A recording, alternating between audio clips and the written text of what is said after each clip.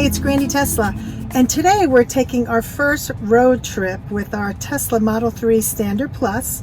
We're going to Orlando from Jupiter, Florida, and right now it says we have 153 miles to travel. We're going to have to make some stops along the way, and we're going to be staying at a hotel, which means we're going to have to find a way of charging the car.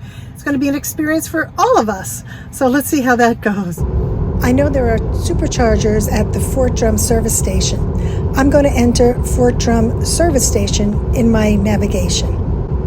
When supercharging a battery, it's recommended that you precondition your battery. This is done maybe 10 to 20 minutes prior to reaching your supercharging station. This will ensure your battery is ready to receive the high charge rate. Many people ask how much does it cost to use the supercharger?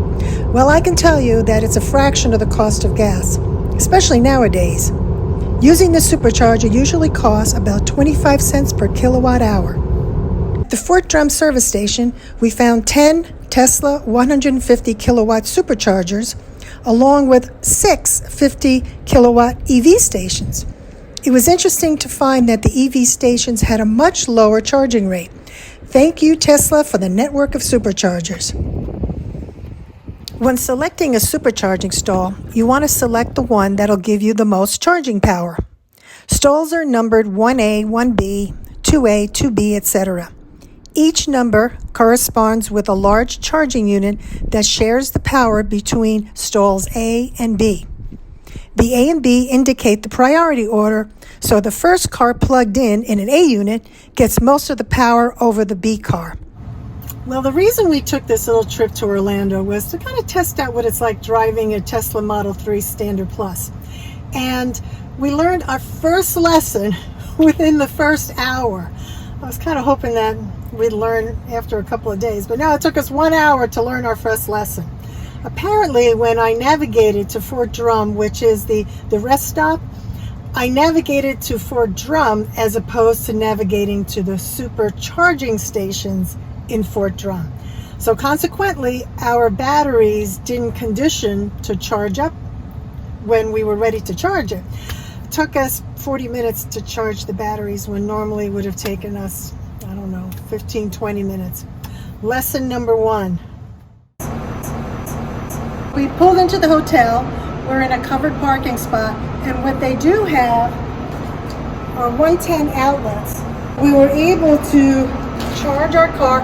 Obviously, it's going to be slow, but it's better than nothing. While we were in Orlando, we were very fortunate because there was a SpaceX launch. Drove our car further east, found a place to park, and watched the launch. It was pretty special watching a SpaceX launch from a Tesla. This is my favorite picture. Okay, we're leaving Orlando. We had a wonderful time.